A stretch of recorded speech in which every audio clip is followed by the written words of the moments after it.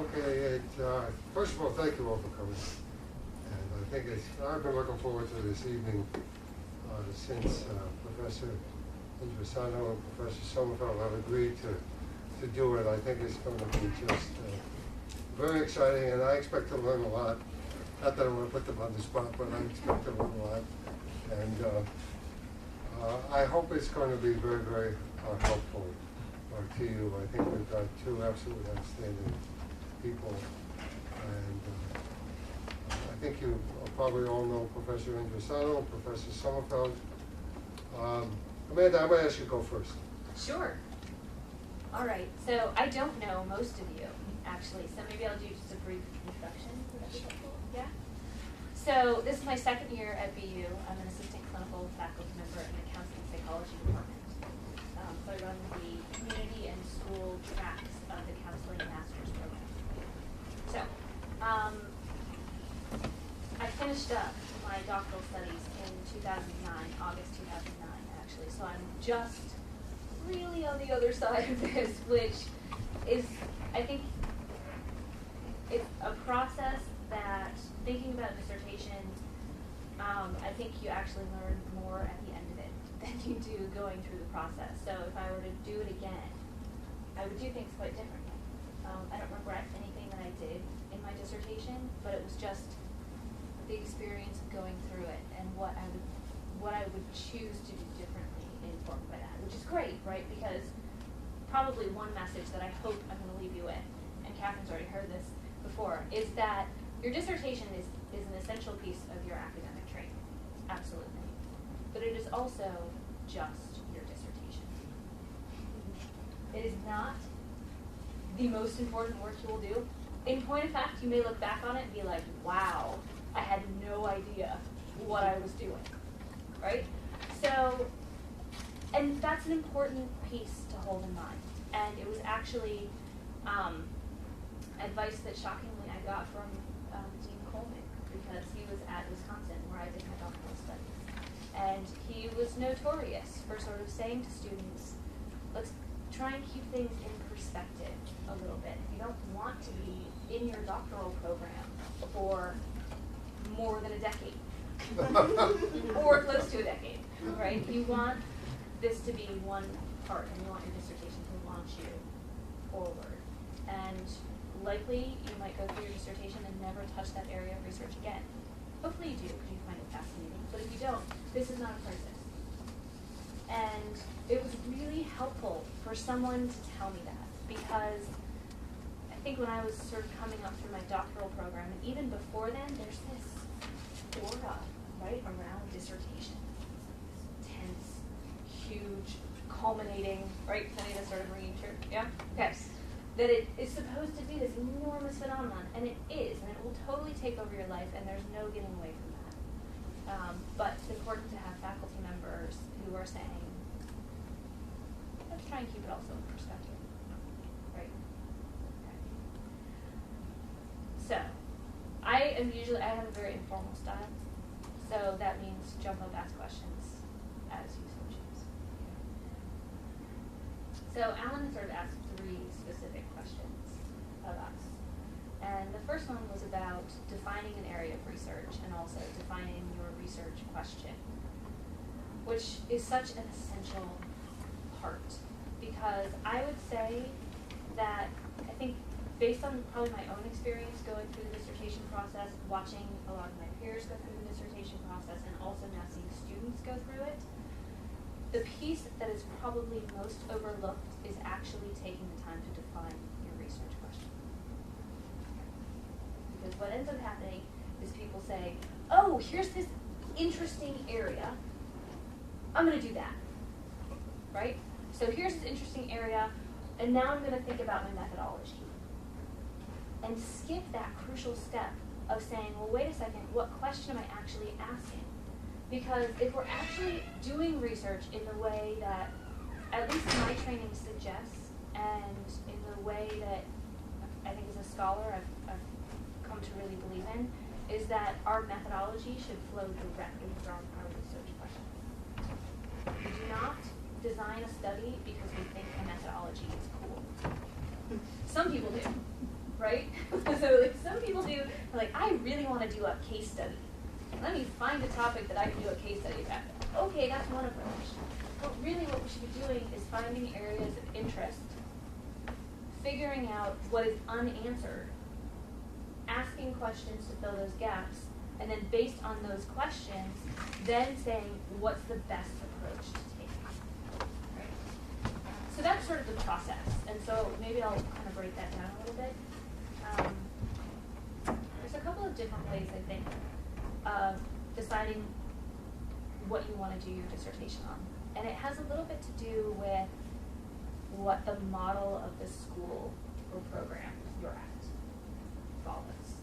So at least in the field of counseling psychology, and that's really all I can speak about, there's sort of two predominant models of sort of training. There's the apprenticeship model, right, where basically you come in under a faculty member and you do all of your work underneath that faculty member, which means that likely then your dissertation topic is going to flow directly from your advisor's research, right? Maybe you'll take a specific portion of it, you'll ask a question that's related to it, you'll use their data, that kind of stuff, right? That's one way of doing it. Another way, and also if you grew up, as I did, in a mentorship training model, which meant that I didn't come in under a particular faculty member. I worked under a bunch of different faculty members, ended up choosing someone who I worked well professionally with, and then choosing a dissertation topic that was so far afield of what everyone else was doing that really I had to become the expert on that. And that was quite possibly the scariest part of the whole thing.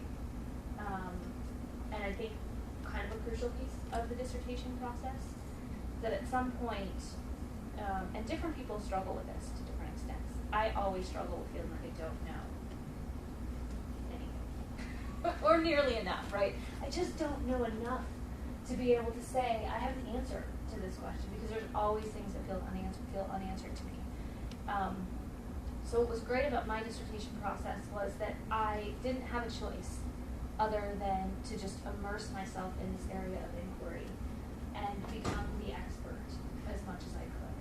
So I ended up doing my dissertation on how white women who subjectively identify themselves as falling in the middle of the social class distribution understand what social class means to them. So I've been fascinated with social class for decades.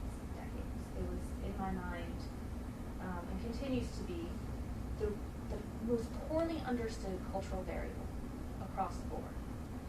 We talk about race pretty well, actually, at this point. Well, at least, again, speaking from my field. We have really compelling models of how race affects people's lives. The issue is always that race and class in the United States and class in virtually every other cultural variable intersect in such overlapping ways that it's really hard to pick it apart. And so oftentimes what people do is not talk about social class, right? And sort of sweep it under the rug, or they'll just have someone say, what class do you belong to? Are you working class? Are you middle class? And nobody has any idea what that means, right? So how do you decide? So what I ended up doing was saying, okay, I think I'm interested in social class. That's a pretty broad topic, right? So where do I go from there? And this is what I think we all have to do in our dissertation, is to have an area that hopefully is interesting to us. So at the very minimum, it should be something that you really want to find answers to. That's important to you personally, that's important to you and professionally, that you are really curious about the answers you're going to get to your area of inquiry. And in order to do that, there's no getting around it. You just have to dive headfirst into the literature. No question about it. And it's literature in your particular area, right? So I was reading everything I could in counseling psychology about social class. But that's only one discourse. So once I figured out that discourse, then I started branching out. And really, if I look back at my dissertation, which I've been working on an article from it, so I've been rereading it, which is sort of frightening. And I would say at least half, if not 75% of my references are way outside of counseling psychology. So most of them come from feminist sociology and anthropology. And so you have to do that, because what ends up happening, as much as we would like to say that the walls between disciplines have broken down, we still are very much siloed. And so what ends up happening is the discourse in one field parallels but doesn't refer to the discourse in other fields. And so if you're actually going to make a significant contribution to the field, which is what your dissertation basically is asking you to do, you have to know what other disciplines are saying. Right? And that takes a lot of time. A lot of time. But again, hopefully you're interested in enough, so you'll want to dive into it, and you'll want to spend the time reading it. And I think the flip side of that is that at a certain point you have to tell yourself to stop reading. Because you could read forever. Right? Forever. I could still be reading. But you have to kind of cut yourself off and say, okay, I've read enough, I have a good grasp of how these constructs are talked about. So I wanted to know what, and so I was particularly interested in women. And I needed to know what was being said about women's experiences of social class. And once I felt like I had a handle on that, then I was able to say, okay, this is what's being said in the social sciences, and this is what's not being said. Right? Here's the missing piece. So by virtue of knowing the discourse, then I could identify the area that hadn't yet been explored that I was interested in. Right? So does that make sense? I mean, I know that's really sensical, right? So you find the gap. Basically find the gap. And then if that gap is interesting to you, then you have your dissertation topic. Okay, so dissertation topic is passage. Step 2 then becomes a research question. And this is not an easy thing to do at all. Defining good research questions takes practice, it takes constant revision, and it takes, I think, collaboration in a lot of ways. Because if you think about it, so at this point, the point where you're actually defining your research questions, you have now spent however long, however many hundreds of hours reading the literature, so you're so well immersed in it that sometimes you can get lost in it. And so the questions that seem so obvious to you maybe don't make sense to someone else. So you need to go to someone else and say, do these questions make sense? Right? And these are people, these are your advisors, these are your peers, these are, your mom, right? So I always ask my mom stuff because she's so far outside of my field that if it makes sense to her, then I figure I'm on a good track, right? It's interesting to the general population. So I would say, in terms of whether or not something is a good research question, it's really tough, because that was one of the other questions that Alan asked, was what makes something a good research question? And I think that it goes back to, A, is it presenting a significant gap in the literature? So can you say that if you were able to answer this question, would it tell you something that other people haven't already told us before? And that does not mean you're going to discover a whole new strain of bacteria or a whole new model of motivation, right? It can be a piece of that. It can be a piece of something, right? So, for example, I'm working on a study with Ruth Shane, who runs the Boston Scholars Program, or she does all kinds of stuff, but part of her work is she is in charge of students who graduated from Boston public high schools who came to BU on scholarship. And is that a good thing? Yeah, excellent. And so these kids oftentimes, so they're Boston public high school graduates, for the most part tend to be lower income, tend to be students of color, and are a greater representation of first generation college students than the rest of the population by far. Right?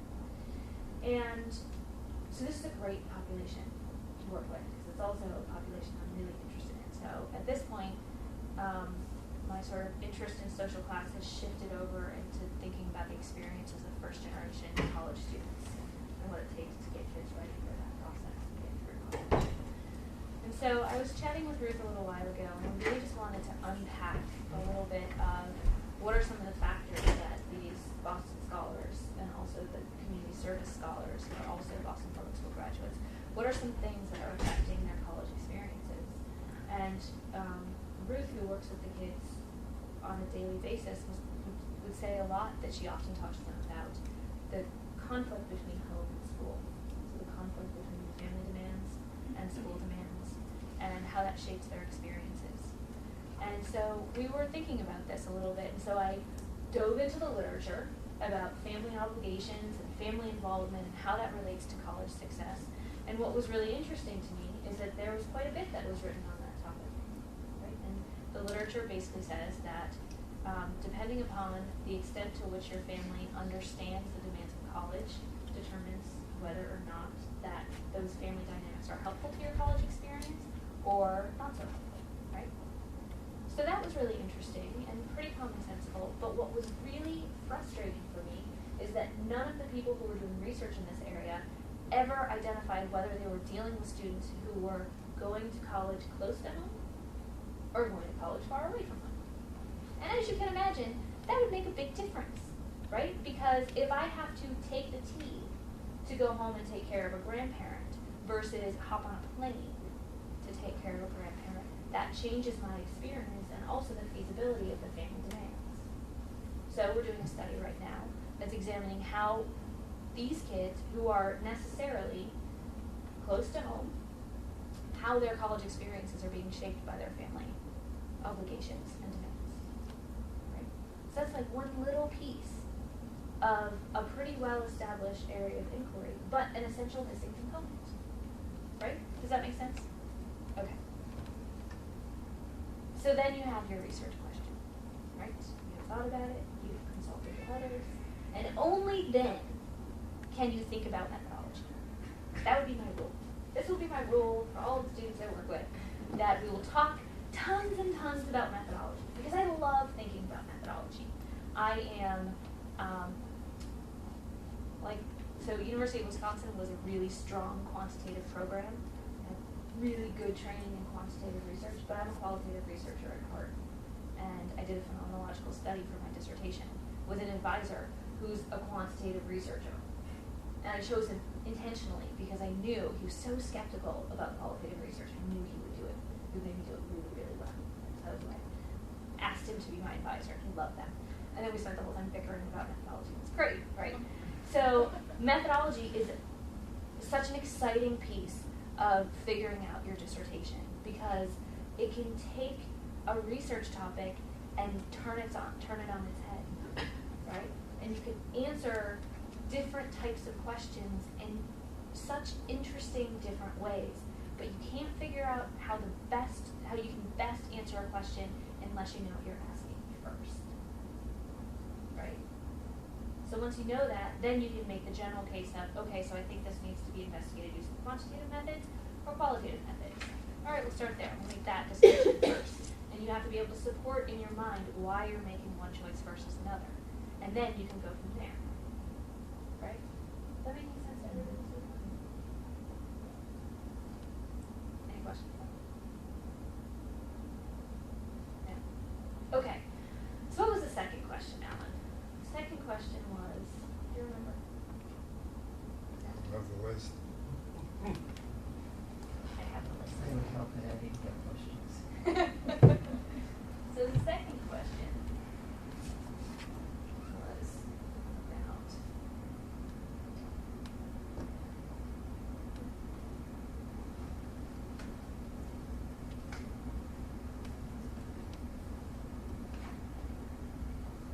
what are the essential criteria for judging the viability of a good research question for doctoral dissertation research? Such a good question, Alan. You think I'd remember it, right? You should. Yeah. Okay. So, I think that probably Lee may have a very different thought about this. But I think this goes back to probably sort of the initial thing that I was saying, which is that we have to be really strategic in choosing our dissertation research questions, because I think it's easy to ask really broad questions that you will never actually be able to answer. Maybe not in your lifetime. Okay. So the broad questions, right? So I'm interested in how women experience their social class belonging. oh my gosh, that's an enormous question. That's a huge question. Like, I will not be able to answer that in my lifetime because I spent all of my time working just on that question. So broad questions, pretty easy to come up with, not a good idea for your dissertation, right? Because either you'll end up spending the rest of your life working on your dissertation and will forever be ABD, or you won't do a very good dissertation, right? Because there's no good way to answer a question that broad in one study. So what you want to think about doing, and since I've been talking to Catherine about her dissertation, this was sort of my challenge to her, right? How do you keep distilling it down?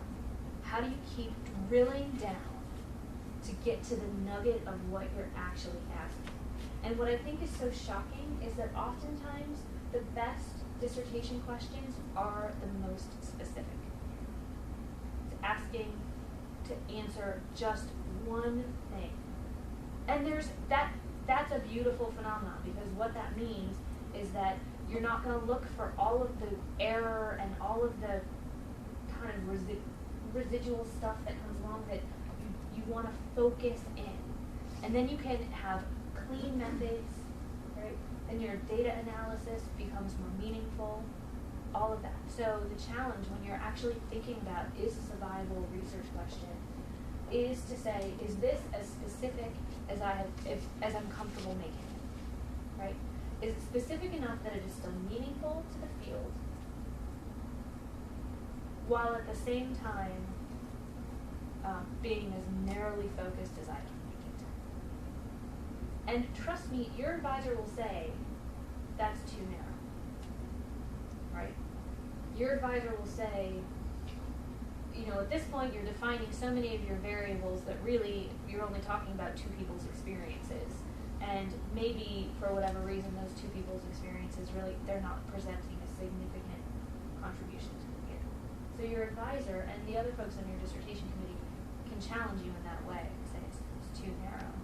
But oftentimes, I think, at least when I'm looking at my peers' experiences, we're not challenged enough to drill down into what we're really interested in. And so we end up doing sloppy dissertations, right? And even though I said before, dissertations they're the first thing you do, right? They're not the last thing you do, by far, the first thing. But at the same time, they're important. Oftentimes we use that as our launching pad. And so we want to do a good dissertation because we want to get some publications out, right? That's if you're going to attack deep.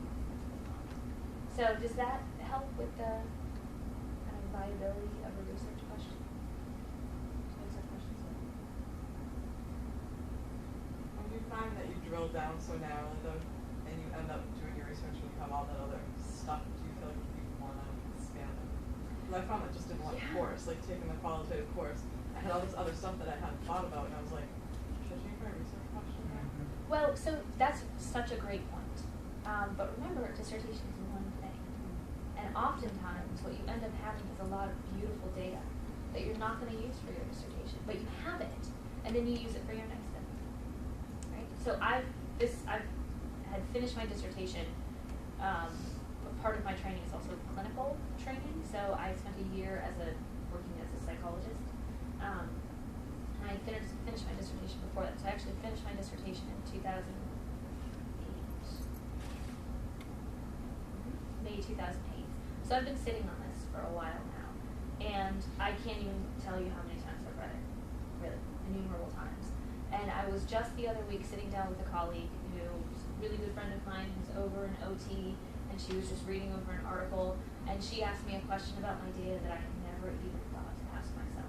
And I have the data, right? It's right there. It wasn't a question that I was asking, but it's a question that I can ask of the data. And so having too much, right? You're not throwing it away. It doesn't go to waste, right? You just sit on it for a little, right?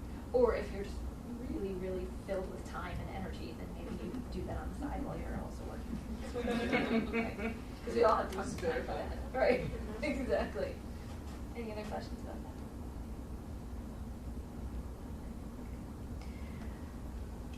So third question. What advice do you have for our doctoral students getting ready to define their research topics and questions? Advice. Well, so far all I've been giving you is advice. Just my opinion. That's all it is. What is my advice? Can I ask a question? Yeah. How did you feel as you were having to become that expert, since you were working with professors who didn't have that focus area? Yeah. Then you, as the student, had to become that expert, and almost in essence, begin to know more than them in that area. Mm-hmm. How did you handle that dynamic? Carefully, of course. And well, I think that here's the thing is that I didn't know this at the time, and I don't know if all professors feel this way, but I certainly think my advisor did. That at this point, I would say there's nothing more fulfilling than those moments when my students teach me things, which to me happens every single day. And I think that most professors sort of feel that way, right? So I think at this point, and hopefully you've all read a little bit of Friere's work and the whole idea about the kind of exchange of knowledge, right? That at any level, right, the professor or the teacher's job isn't to like pour knowledge into you as the student who's like this empty bucket, but rather this reciprocal exchange. And I would have to say that what ended up making that experience okay for me was the relationship that I had with my professors. And it's really, I think, the essential component of getting through your dissertation process. And it could be, so you don't have to be best buddies with your dissertation advisor. Not even close, right? You don't necessarily have to like your dissertation advisor, but you have to respect them and find a way to work with them in a way so you can be autonomous.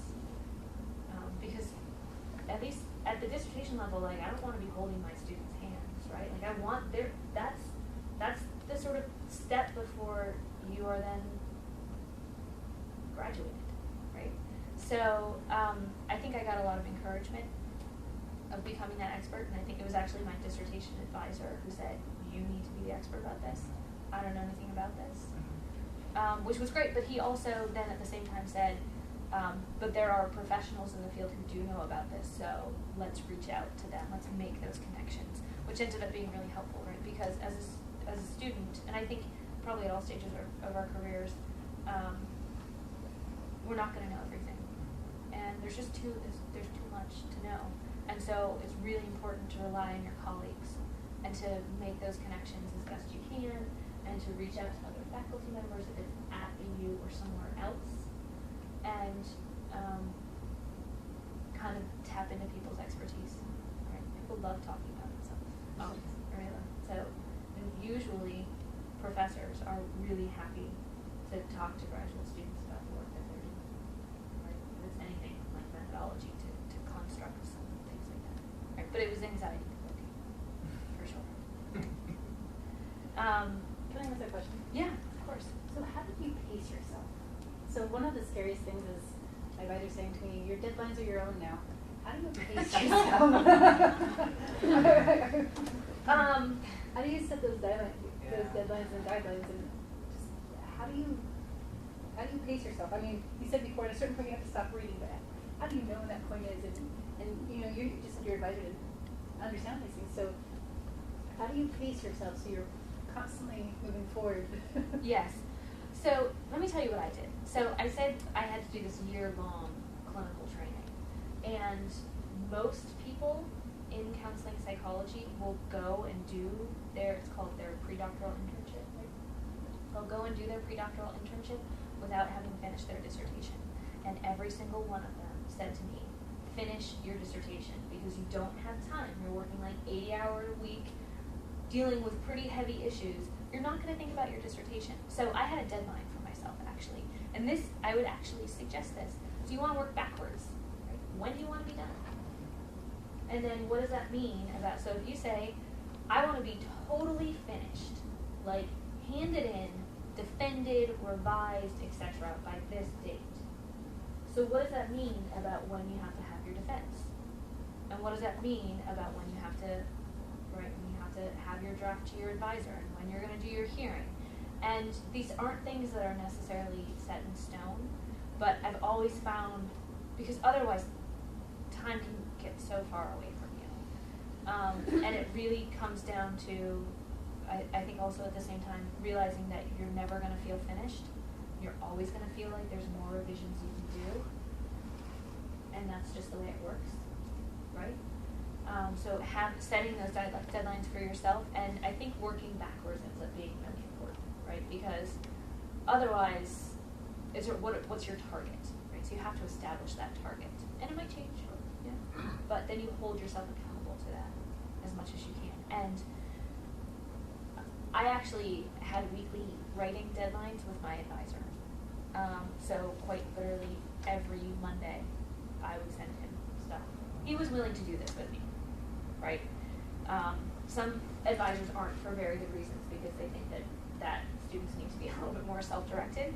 But I can be very stubborn about things when I need to be. So and my advisor was lovely, so I was having trouble getting started writing. Right? I was reading for a long time, and the writing process it's always my struggle, right? I'll sit and think about things forever, but actually sitting down and writing is always harder for me. So I asked him if we could do, kind of have like a standing meeting time. And so I had, even if it was like 4 pages, I was getting something to him every week, and that really helped me along. Was there feedback every week, or was just you turning something in every week? It was mostly me turning something in. He actually didn't really give me feedback until I had a section complete. So it wasn't after I had a chapter to him that he would then give me feedback. But it was just something, and like, right at that, what's he gonna do? Say like tisk tisk? That was bad, right? You didn't write. But it was something, I needed that external sort of checkpoint a little bit. And so I did that with my dissertation chair, but we also do, so I do this with my colleagues now, right? And I would do this with my peers. So that's a great way to do it, right? Like, don't get sunk into my dissertation as this sort of solitary experience.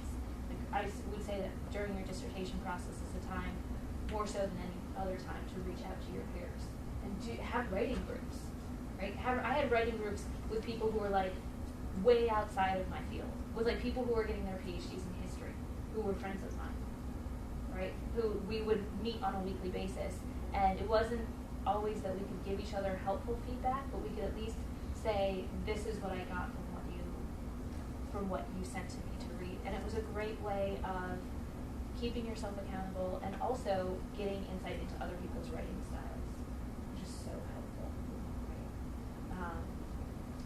Because one of the great things about the reading process is you're also seeing how other people are writing, which helps your own writing, right? I think that's always it. Like the best writers are also the people who read the most, always. So, yeah. Did that answer your last question? So that's a big piece, I think, of my advice. And have fun with it too. Like, it's an exciting thing. I loved my dissertation. Like, it was just a massive undertaking, and it completely took over my life, but in the best possible way. Because I got to just dive into it completely. And granted, I had that luxury, right? Like, I was a graduate student. I did not have a family. I did not have split attention. So I basically locked myself in a room, right, for like a year and just focused on my dissertation. And that was really fun for me. But I think kind of letting yourself enjoy the process, because it doesn't have to be torturous. And it actually, I think, can be a great time to learn a lot about yourself as well. What you struggle with, what you don't, how you procrastinate, how you don't. All those things, and it all sort of rises up to the surface